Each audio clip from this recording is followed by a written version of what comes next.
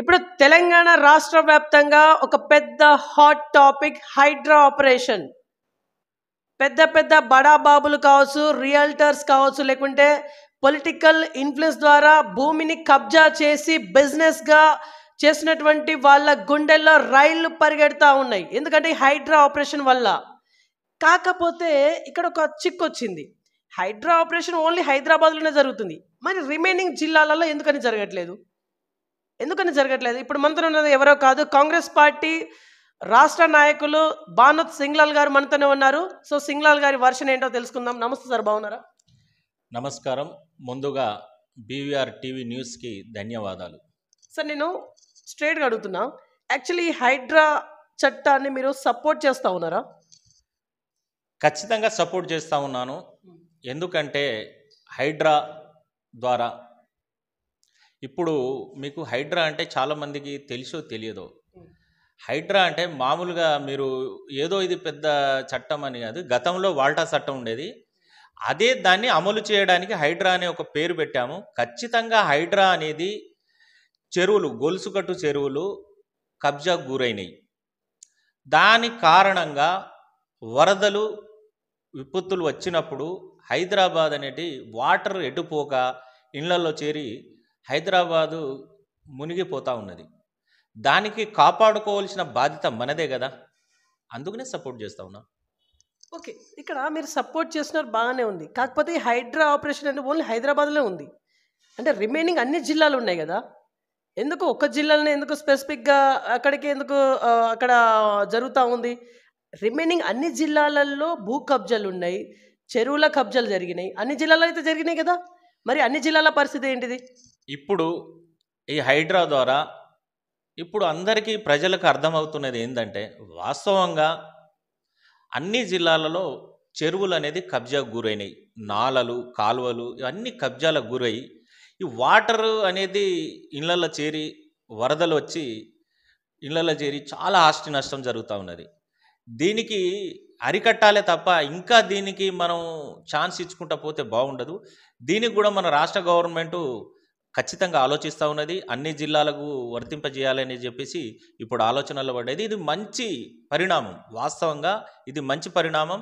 ఖచ్చితంగా ఇది ప్రజలకు మేలుకు చేకూరుస్తుంది. కాబట్టి ఇలా మా ముఖ్యమంత్రి రేవంత్ రెడ్డి గారు దీనిపైన ఆలోచనలు చేసి అన్ని జిల్లాలకు, అన్ని గ్రామాలకు వర్తింపజేసేలాగా ఖచ్చితంగా నిర్ణయం తీసుకుంటారని ఖచ్చితంగా మేము అనుకుంటా ఉన్నాం.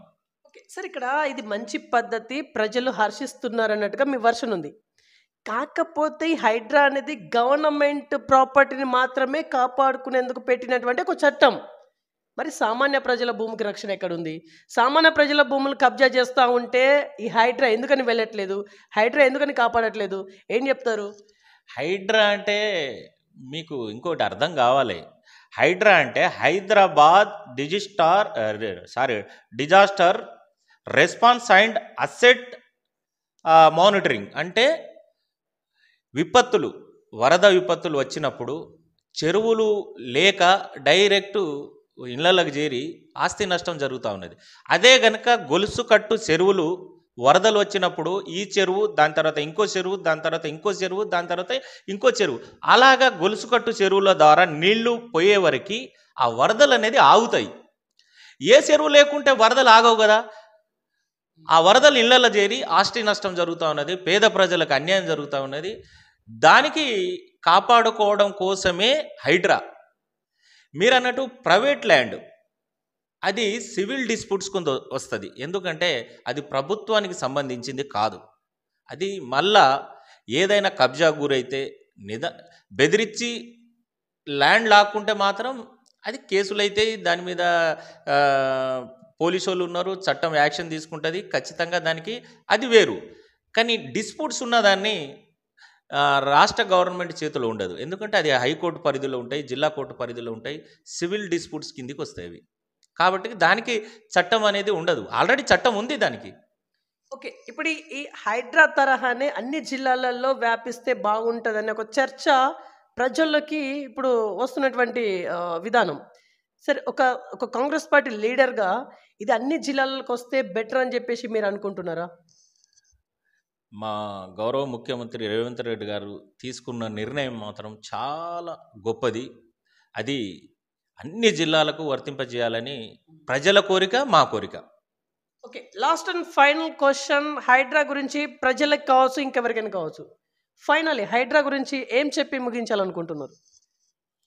హైడ్రా కొంతమంది హైదరాబాద్లో కొంతమంది దానివల్ల ఇల్లు కూలగొడతా ఉన్నారు. ఇప్పుడు ఇవాళ నాగార్జున ఇల్లు కూడా నా ఎన్ కన్వెన్షన్ కూలగొట్టారు.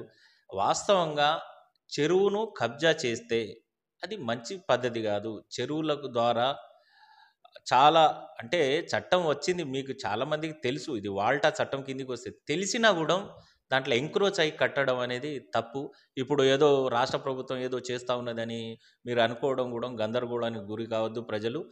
అది అందరికీ మంచి చేకూరేలాగా ఉంది కాబట్టి ఈ చట్టం ఖచ్చితంగా, ఈ హైడ్రా అనేది ఖచ్చితంగా అన్ని జిల్లాలకు వర్తింపజేయాలనేది మా కోరిక. రైట్, సో ఇది ఇవాళ ఇన్ఫర్మేషన్. చూసినా నేను BVR TV news. Until then బాబాయ్, టేక్ కేర్.